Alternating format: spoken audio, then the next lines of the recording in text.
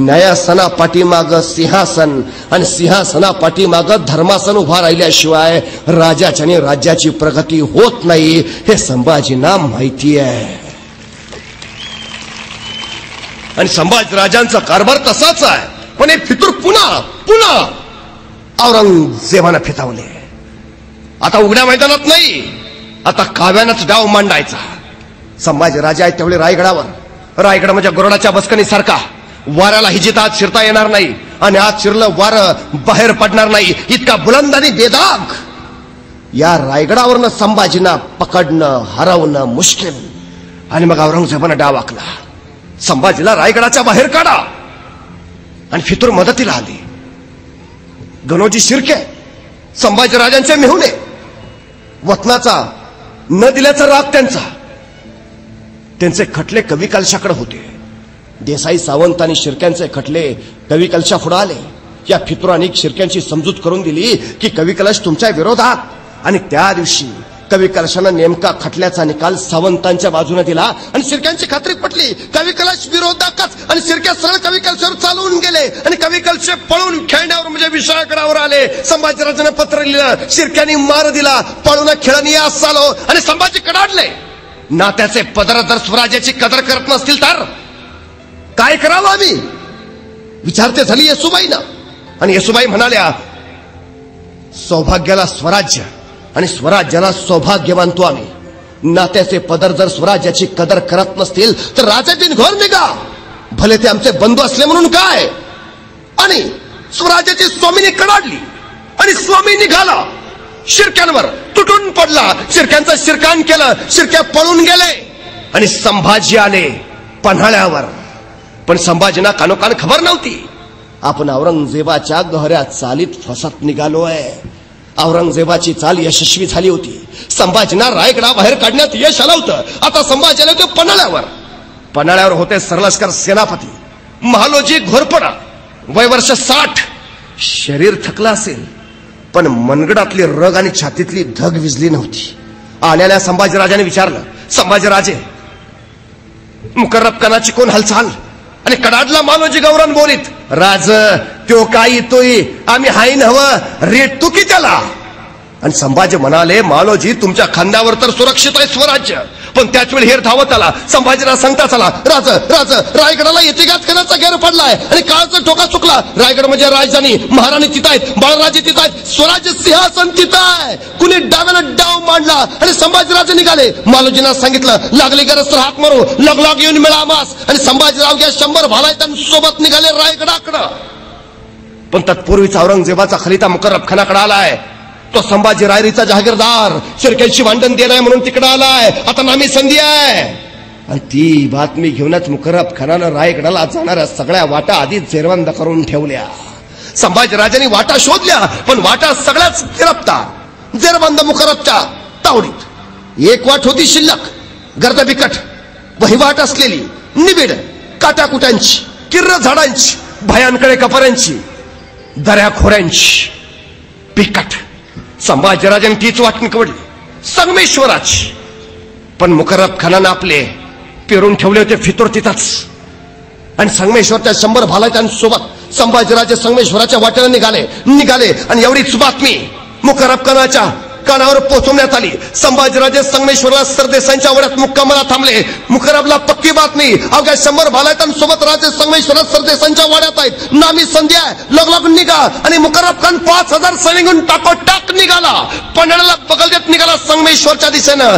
पन्हाळा अंधारात ग्रोप झालेला, पहारेकरी पहारा देत होता. अचानक काहीतरी दिसला आणि चमकला. बेंबीच्या रेटापासून कडाडला, मालोजी बाबा काळ कुजरत पलुता चालली होती. आणि मालोजीच्या काळचा टोका चुकला. कुण्या रोखानं जे संगमेश्वराच्या अरे राजा आहेत कुणी काही मला डाव साधला. अरे निघा शिबंदी उठवा, राजांची जान वाचवायला पाहिजे, अरे निघा. आणि बघता 500 मावळा सज्ज झाला. मुकर्रब खानाच्या 5000 फौजेला बगल देत मालोजी बाबा 500 मावळ्यांसहित दौडू लागला आपल्या राजासाठी, राज्याच्या रक्षणासाठी. निघाला आला संगमेश्वरामध्ये. वेस ओलांडून धपापत्या उरानं, राज निघा राज नावडी जवळ करा. संभाजी खाली आले. का मालोजी काय गडबड, कोण आफत. राज आफत लई मोठी. राज निघा नावडी जवळ करा. गणिबानी गाव येरवाडलंय. राज निघा. नाही मालोजी तुमच्या थकल्या खांद्यावर स्वराज्य सोपून जायला राजे नाही झालो आम्ही. मरो इथंच, झुंजो इथंच, पण रण टाकून पळणार नाही. नाही राज, लाख मेलं तरी चालतील, पण लाखाचा पोशिंदा वाचला पाहिजे. राज निघा, नावडी जवळ करा राज. पण त्याच वेळी मुखरबची फौज संगमेश्वराच्या वेशीला भिडलेली. 500 मावळा आमच्या डोळ्यात डोळा घालून बघत होता. बस अफाट अफाट सेना सागर आणि टिचवर 500 मावळा राजाच्या रक्षणासाठी सिद्ध आहे. आणि बघता बघता मुखरब हाजीर झाला. मराठ्यांचा 500 माणूस मेळ पाहिला आणि कडाडला. यलगार हर हर महादेव चार वेळी घुमली आणि बघता बघता तलवारी खणानू लागल्या. जाडापणावरची पाखरा फड फड फड करत उडाली. अरे काळोख थरारला, रात्र थरारली आणि बघता बघता आक्रोश किंकाळणी परिसर दुमदुमून गेला. शौर्याची लाट लाट लाट अवका तुफान तुफान झालं. अरे एक एक मावळा झुंजत होता, शर्तीने लढत होता. बस मोगलांचा काटा कोट करत होता. शिवाजीराजे सांगायचे, माझा एक मावळा 100ला भारी आहे. इथं एक मावळा 500ला भारी पडत होता. मोगलांना बस कापत होता सपासप. मुकर्रब बघत होता. पण मराठ्यांच्या शौर्यापुढं काही काही चालत नाही. आपल्या राजासाठी, स्वराज्यासाठी इथला एक एक गडकोट सारखा झुंजत होता. अरे स्वतः 60 वर्षाचा मालोजी दोन्ही हातात समशेर घेऊन लढतोय. अफाट ताकदीनं येईल त्याला सरळ कापतोय. रक्ताचा चिळकांड्या, मांसाचे लगदे, अरे खच प्रेतांचा आणि फिरतोय मालोजी. मुकर्रबनं ते शौर्य बघितलं आणि कडाडला. इस बूढ़े को पहले लगाम डालो, इस बूढ़े को पहले लगाम डालो. तसं सगळी एवढी सैन्य मालोजी बाबाच्या भोवती गोळा झालं. अभिमन्यू चक्री हात अडकावा तसा महालोजी अडकला. दोन्ही हातात समशेरी. हे सगळे मोगलांचे एकाच वेळी वार झाले. दोन्ही तलवारीवर पेलले. मालोजी खाली बसला. 60 वर्षाचं रगदार शरीर अचानक उपाळलं. वीज लागली. रक्ताच्या चलखंडावर पहिली फळी गारद झाली. दुसरी फळी, तिसरी फळी. अरे तो जोश वेगळा, तो आवेश वेगळा. ते शौर्य बघितलं आणि मग मुखर्रबला कळालं वाघ कसा असतो. तेव्हा अफाट अफाट अफाट शौर्य. आणि त्याच वेळी मुकर्रब खानानं चाल खेळली. कमान मारला, बोलावलं.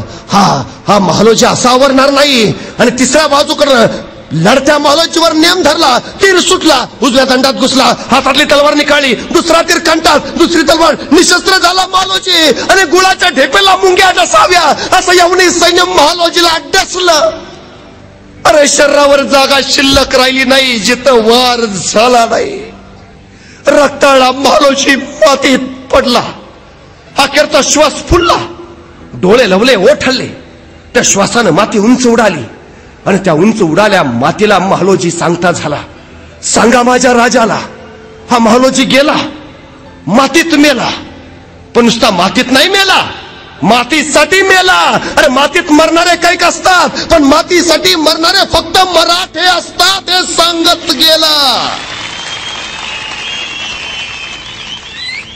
आणि महालोजी नावाचा बुरुंज ढासळला आणि यवनांचं सैन्य सैरावैरा सुटलं संभाजींच्या मागावर. पण संभाजी राजाने तत्पूर्वीच आपल्या माणसांना सांगितलं होतं, जमेल तसंच जमेल तिथून निष्ठायचं सरांनी. खंडोबा लाड, संताजी घोरपडा एका बाजूने सटले होते आणि संभाजी राजांनी कवी कलश दुसऱ्या बाजून नावडीच्या नदीच्या दिशेने दौडू लागले होते. कवी कलश अचानक घोड्यावर पडले. राजाची माई गिर गया. संभाजी वापस आले. कवी कलशाला सोबत घेतलं. दौडू लागली घोडा नावडीच्या किनाऱ्याकडं. आणि बघता बघता संभाजींचा घोडा नावडीच्या काठावर आला. समोर काठावर माणसं दिसली, आपली वाटली. संभाजीने काठ बघितला, नौका. संभाजीची नजर फिरली. पाहतो तो काय, आतापर्यंत ऐकलं होतं नद्या समुद्राला येऊन मिळतात, पण इथं उलट.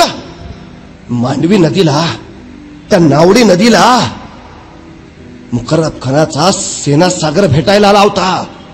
काठावर होता शिवपुत्र संभाजी. चोहो बाजूनी संभाजी राजा रेखला गेला. चोहो बाजूनी यवनांचं सैन्य फरलं. मध्ये संभाजी आणि कवी कलश आणि कडाडला मुकर्रब. किंचलो तलवार उसकी. पण तलवार घ्यायचं कुणाचं धाडस होईना. कुणीतरी एक पाऊल उचलायचं आणि संभाजींची नुसती नजरवर उठायची. 4 पावलं मागं सरायचा तो. नाही जिगर झाली. अखेर मुकर्रब खानाने चोहो बाजूनी दोरखंड फेकले आणि संभाजी जेरबंद झाले. मराठ्यांचा छत्रपती अडकला. छावा संभाजी राजा जेरबंद झाला. शिवपुत्र संभाजी मोगलांच्या कैदेत फसला. फितुरांची चाल यशस्वी झाली. मराठ्यांचा मुकुट मोगलांच्या पायात पडला, पण मस्तक ताटच होता, छाती तशीच, रगाई तशीच आणि बाणेदारपणाही तसाच. बघता बघता मुकर्रब खानानं दस्त केलं संभाजीराजांना आणि राहुल्ला खानाला तो म्हणाला, जितनी जल्द हो सके उतनी जल्द निकलना चाहिए यहां से. अगर पता चला इन मरहट्टों को तो यही कब्र बना डालेंगे अपनी. आणि आश्चर्य वाटेल, संगमेश्वर ते बहादूरगड हे 350 मैलाचं अंतर आहे. एसटीने जायचं झालं तरी 1.5 दिवस लागतो. मुकर्रब खानानं हे अंतर संभाजींना घेऊन चालत अवघ्या 4.5 दिवसात कापून पुरा केलंय. कुत्र माग लागल्यासारखा पळत होता. पण दुर्दैव मराठ्यांचं, किल्ल्याच्या तटा शेजारून संभाजींना नेलं जात होतं, पण तटावरच्या धारकऱ्याला माहिती नव्हतं आपला राजा कैद झालाय. अरे गावच्या पेशी वर्ण संभाजींना नेलं जात होतं, पण गावातल्या वारकऱ्याला आणि गावकऱ्याला माहिती नव्हतं आपला राजा कैद झालाय. कडेपर्यंत संभाजींना सुरक्षित ठिकाणी पोहोचवलं होतं आणि औरंगजेबाला खबर द्यायला हेर धावत आला होता. हुजूर हुजूर बड़ी खुशी की खबर है, संभा गिरफ्तार हुआ. आणि आल्या हेरला औरंगजेब विचारत होता, पी के तो नहीं आए, क्या बकते हो? हाँ हुजूर, संगमेश्वर में मुकर्रब खान ने दस्त कर लिया उन्हें. अल्लाह ताला की मेहरबानी, शब रात का जश्न होना चाहिए. आखिर आई गया दक्कन का चूहा सिकंज में, अब दिखाएंगे उसे, लाया जाए उसे शान शौकत से, पहना जाए तख्ता कुला. आतापर्यंत तिने आपल्या खांद्यावर मराठी तख्त फेरला असेल, आता त्याच्या खांद्यावर तख्ता कुला ठेवा. आतापर्यंत त्यांनी राजवस्त्र घातले असतील, आता त्याला विदूषकी झबली घाला. आतापर्यंत त्यांनी मराठेशाहीचा मुकुट मिरवला असेल, आता त्याला घुंगर असलेली विदूषकी टोपी बांधा. आतापर्यंत त्यांनी राजअलंकार घातले असतील, आता त्याला पोलादी काटेरी साखळ दंडाने जकडवा. आतापर्यंत राजा म्हणून घोड्यावरनं, मेन्यातनं, पालखीतनं, हत्तीच्या अंबारीतनं गेला असेल, आता त्याला उंटाला बांधा. आतापर्यंत राजाला म्हणून नगारे वाजले असतील, आता ढोल ताशे बडवायला सुरुवात करा. कळू द्या महाराष्ट्राला, आलमगीर औरंगजेबने संभाजी गिरफ्तार केलाय. आणि बरहुकूम निघाली झेंड, विदूषकी झपली घातली, घोंगर असलेली टोपी अडकवली, काटेरी साखळ दंडाने जकडवलं, उंटाला बांधलं आणि निघाली झेंड वाजत गाजत. अरे कुठल्या राजाच्या वाट्याला आली ही विटंबना, कुणी सोसलं? अरे मोगली छावणीत कल्लोळ कल्लोळ वाजला होता आनंदाचा. आकुरले होते सारे. अरे 9 वर्ष ज्याने औरंगजेबाच्या दिमागात सैतानी गोंधळ घातला, तो संभाजी आहे कसा? अरे कसा दिसतो, कसा आहे तो? कोण कोण कोण? अरे कोण कुणाच्या झाडावर, कोण कुणाच्या घरावर, कोण कुणाच्या डोक्यावर, कोण कुणाच्या खांद्यावर उभा राहून बघत होते. कसा आहे संभाजी? आणि निघाली थिंडा वाजत गाजत. अचानक कुठून तरी भिरभिरणारा दगड यायचा, धप छातीवर आदळायचा, रक्ताची चिळकांडी यातनेचा कल्लोळ उडायचा. कुणीतरी यायचं, उंटाची शेपटी पिरगाळायचं, उंटा थया थया नाचायचा, अंगावरचे काटेरी साखळ दंड टोचायचे, बोचायचे, जागोजागी जखमा करायचे. कुणीतरी यायचं, अंगावर थुंकायचं, कुणीतरी यायचं, एखादं शिवी द्यायचं, कुणीतरी यायचं, तलवारीच्या टोकाने संभाजींच्या अंगावर रेषा उठवायचं, रेषेबरोबर रक्ताची धार लागायची. अरे मातीवर रक्त रक्त मुद्रा उमटवीत जायची. अरे कुणी सोचलं? अरे विंचवाच्या लवलव करणाऱ्या वेदना कुणाच्या वाट्याला आल्या? का? अरे झुकला असता, वाकला असता, नमला असता तर आयुष्यामध्ये जगला असता. मग का नाही केलं? का सोसत राहिला सगळं? का सहन करत राहिला विटंबना? स्वराज्यास्मितेसाठी, स्वराज्यासाठी, मराठी दौलतीसाठी. अरे इतका इतका अनन्वी छळ, इतके रक्ताळले होते संभाजी, इतके शेंदूर फासल्या हनुमानासारखे दिसत होते. बस इतकी जागा ठेवली नव्हती रे शरीरावर वार वार करायची. पण एवढं सगळं सोसून सुद्धा छावा होता ताट. झुकली नाही मान, वाकला नाही कणा, तसाच बाणेदारपणे आला औरंगजेबाच्या दरबारात. तख्तासीन झालेला आलमगीर औरंगजेब दरबारात आल्या आल्या वजीर असद खान खडाडला, संभा झुक जाओ आलमपना के सामने. आणि खडाडला कवि कलश, राजा है वो, झुकेंगे नहीं झुकाएंगे. खामोश. सर्दी से शमशीरेला करतानेवर चुप चुप. याद रख, कैद में है तू, आला ताला के दरबार में है, चुप. पण त्याच वेळी आवाज ऐकू आला, सबूर आसद, सबूर, अभी बहुत पूछना है इसे. आणि आज ते कदम शहनशाह हिंदोस्ता, आलमगीर गाझी, औरंगजेब तख्तावरनं खाली उतरला. संभाजींच्या पुढे आला. तो रक्ताळा संभाजी एकदा निहाळला आणि नजर स्थिरावली डोळ्यांवर. तीच नजर, तेच तेज. आणि औरंगजेब म्हणाला, 9 बरस का था तब ये मिला था हमें आगरा में.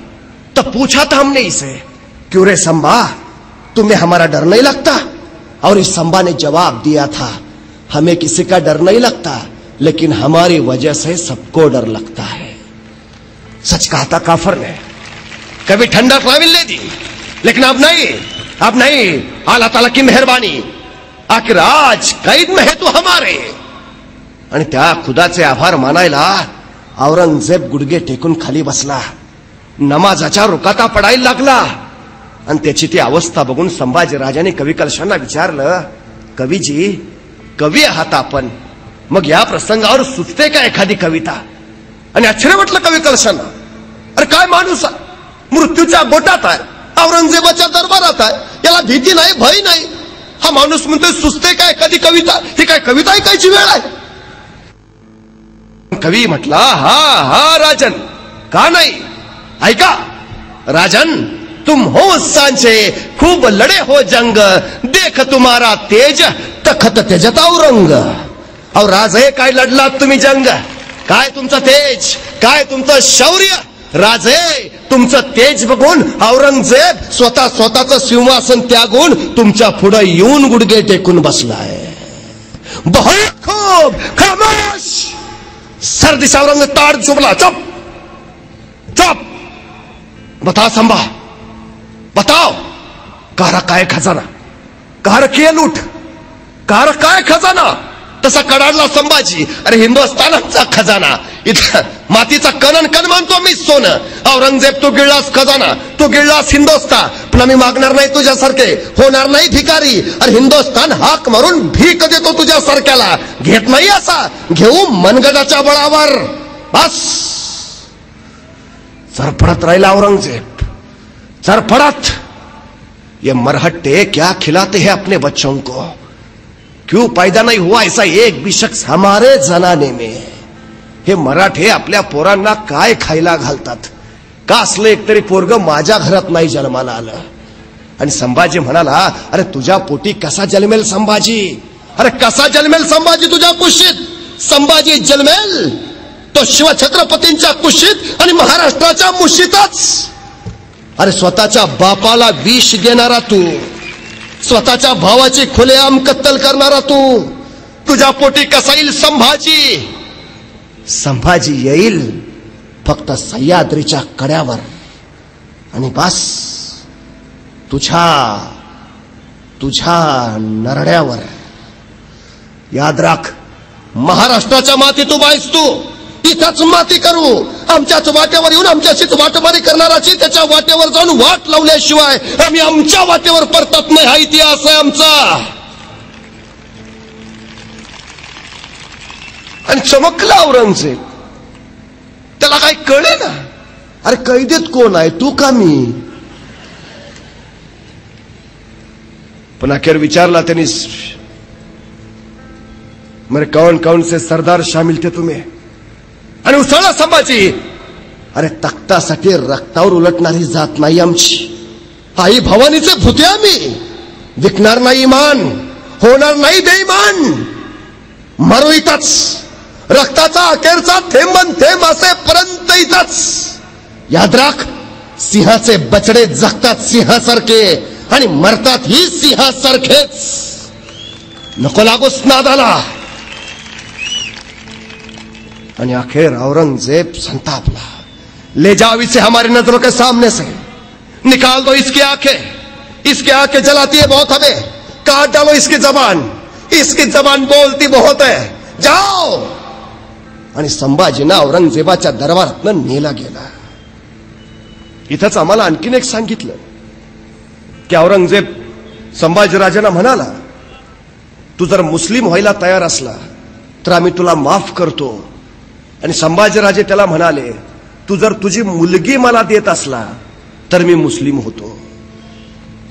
संभाजींचं चरित्र असं तसं बदनाम केलंच आहे, पण त्यांच्या शेवटच्या ज्वलाज्वलन तेजस आत्म बलिदानाच्या वेळी सुद्धा त्यांना असं बदनामीच्या आगात जाळावं, ही केवढी मोठी शोकांतिका आहे.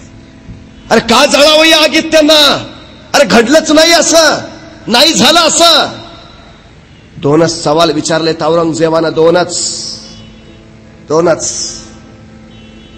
अरे लिहिलंय औरंगजेबाने, त्याच्या मृत्यूपत्रात लिहिलंय, पहिली चूक केली शहाजहाननी.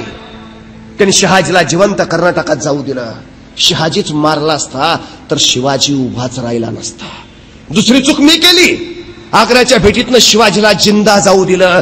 शिवाजी मारला असता तर संभाजी खडाच राहिला नसता. 2 चुका केल्यात, तिसरी चूक करणार नाही. आणि राहिला सवाल, तुझी मुलगी देत असला तर मुस्लिम होतो वगैरे वगैरे बाजार गप्पांचा काही अर्थ नाही आहेत. कारण औरंगजेबाला एकूण 5 मुली होत्या. पहिली मुलगी झेबुन्निसा, ती शहाजहान बरोबर आग्र्याला कैदेत होती. ती तिथंच मेली, ती महाराष्ट्रात कधी आलीच नाही. मधल्या 3 मुलींची औरंगजेबानं लग्न केलेली आणि 5वी झिनतुन्निसा ती औरंगजेबाबरोबर महाराष्ट्रात आलेली. संभाजीराजे ज्यावेळी पकडले गेले त्यावेळी संभाजीराजांचं वय होतं 32 वर्ष. 32. आणि या झिनतुन्निसाचं वय होतं 46 वर्ष. ज्यावेळी संभाजीराजे पकडले गेले त्यावेळी संभाजींचं वय 32 वर्ष आणि या झिनतुन्निसाचं वय आहे 46 वर्ष. कुठला 30शीतला पोरगा म्हणेल मी 50शीतल्या बाई बरोबर लग्न करतो? कुठला इतिहास ऐकतो? औरंगजेब संभाजींचा संघर्ष धर्मसंघर्ष नाही, तो सत्ता संघर्ष आहे. शिवरायांनी सगळ्या जाती धर्मांना समान न्याय दिलाय, संभाजीराजांनी तेच पथ्य पाळलंय अगदी. पण औरंगजेब सारखा जहरी सर्प त्यांनी ठेचलाय. अखेर वडबुद्रुक तुळापूरच्या वधस्तंभाला संभाजींना बांधलं गेलं. औरंगजेबानं सुचवलेल्या सजेचा अंमल चालू व्हायचा आणि बघितलं संभाजीने आज्ञा डोळे काढायची. लालबुंद तापलेल्या तप्त सळ्या घेऊन येताना दिसले हपशी. दोरांच्या रेषा हवेत सोडतात सळ्या त्या. अरे लालबुंद सळ्या, कळून चुकलं, डोळे जाणार होता. संभाजीने मिटले नेत्र आणि डोळ्या पुढे उभा राहिले राजा शिवछत्रपती. मासाहेब जिजाऊ, आई सईबाई, मावळे, स्वराज्य, गडकोट. अरे याच डोळ्याने घेतलं स्वराज्याचं दर्शन, याच डोळ्याने केलं इशारा आपल्या मावळ्यांना, याच डोळ्याने पाहिली स्वप्न स्वराज्य संवर्धनाची. अरे याच डोळ्याने घेतलं दर्शन आबासाहेबांचं, मासाहेबांचं, आऊसाहेबांचं. तेच डोळे आणि उघडले डोळे संभाजीने. डोळ्या पुढे दिसला लालबुंद तप्त सळा, आला समोर, घुसले आत. यातनांचा नुसता कल्लोळ उठला. सळा गेल्या आत आत आत, निघाला त्याच वेगानं बाहेर. डोळ्या नव्हत्या कुठंच, उरल्या होत्या नुसत्या खोपण्या, काळ्या कबिंद, उग्र तर्प बाहेर फेकणाऱ्या. अरे पायात काटा घुसला तर 8 दिवस पाय धरून बसतो आम्ही. डोळ्यात लालबुंद तप्त सळ्या गेल्या असतील, किती किती सोसलं असतील. अरे किती सहन केला असेल, किती. अरे कुणाच्या वाट्याला आलाय हा अन्याय? कोणी सोचला ह्या यातनांचा जहरी नंगा नाच का? अरे रंगेल असते तर झुकले नमले असते ना. कुठून आलं हे आत्मधैर्य, कुठून आला हा आत्मसंयम, कुठून आली ही जिगर? पण तोपर्यंत सजेचा दुसरा अंमल चालू झाला होता. सजावती जबान काढायची. हपशी आले लखलखती नंगी तलवार घेऊन, पण संभाजींचं तोंड बंद, जीभ छाटणार कशी? मग हपशी पुढे आले, जबडा उघडायची कोशिश करू लागले, पण जबडा उघडे ना. मग दोघांनी कानावर दाबो जोर दिला, प्रचंड दाब दिला, प्रचंड दाब. पण उघडेना जबडा. मग एकाने मस्तकावर प्रहार केला पण जबडा उघडेना. अरे उघडेल कसा? वाघाचा जबडा आहे. वाघाच्या जबड्यात घालून हात मोजती दात ही आमच्या अवकात सांगणारा संभाजी आहे.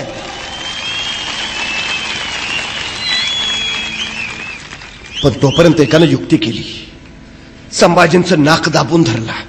श्वासासाठी जीव गलबलला, तळमळला. श्वासासाठी ओठ हल्ली जीभ लावली आणि त्या संधीचा घेतला फायदा. सांची घुसली आत, सांचीत पकडली जीभ, ओढली बाहेर, नंगीतून लक लागली. तोंडात नवघळलं नुसतं लालबुंद रक्त. जीभ पडली होती समोरच वळवळत. ती सुद्धा तयार नव्हती संभाजीराजापासून पोरकं व्हायला. अरे ज्या जिभेनं उमटवले जगदंब जगदंबचे बोल, ज्या जिभेनं दिली किलकारी हर हर महादेवची, ज्या जीभनं केला जागर जय भवानीचा, जी जीभ म्हणत राहिली आऊसाहेब मासाहेब बाबासाहेब, ती जीभ पडली होती समोरच वळवळत. एक नाही दोन नाही तब्बल 40 दिवस अनन्वित अत्याचार चालला होता. अरे बोकड सोलावं असं संभाजींचं कातडं सोलून काढलं.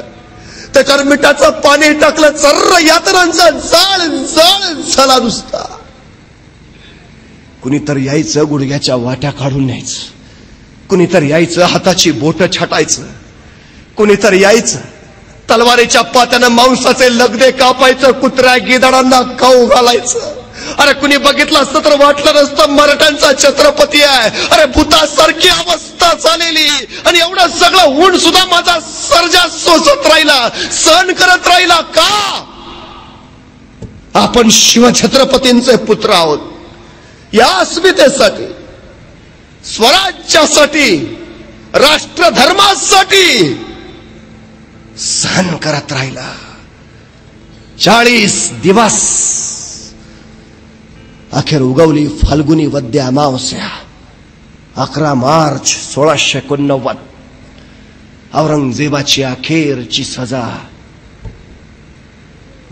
संभाजीचं मस्तक कलम करा. आणि संभाजींचं मस्तक छाटलं गेलं, भाल्याच्या फळाला अडकवलं आणि गुढी पाडव्याच्या आदल्या दिवशी महाराष्ट्रात संभाजींच्या मस्तकाची गुढी उभारली. निघाली वाजत गाजत. आली इंद्रायणी भीमेच्या तीरावर. त्या इंद्रायणी भीमेच्या तीरावर त्या रेतीत रोवला तो भाल्याचा फाळ आणि मस्तकातनं रक्ताचा एक थेंब पडला त्या पात्रात आणि थरारली इंद्रायणी भीमा.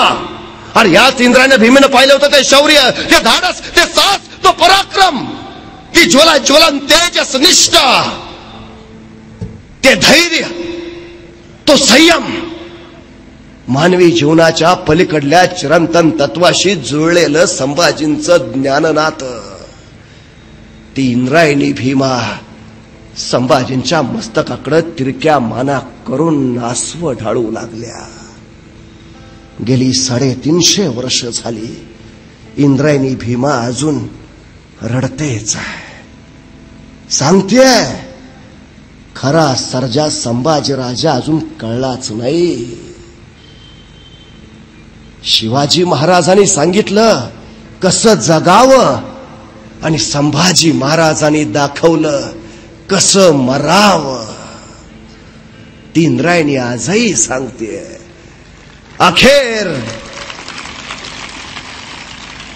अखेर तो औरंगजेब म्हणत राहिला, सचमुच छावा है छावा शेर का.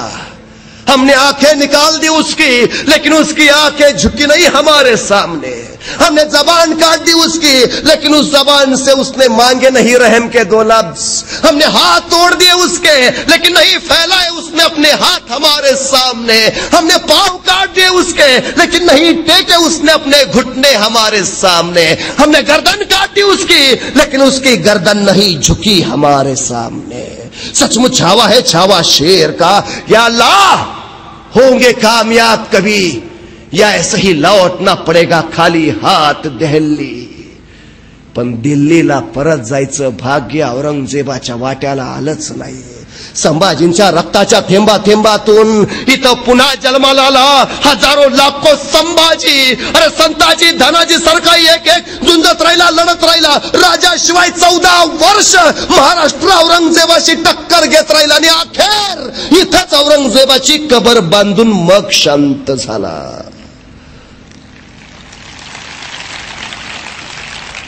ही प्रेरणा होती संभाजींच्या बलिदानाची. ही प्रेरणा होती संभाजी राजांच्या राष्ट्रप्रेमाची, राष्ट्रभक्तीची. जय शंभू.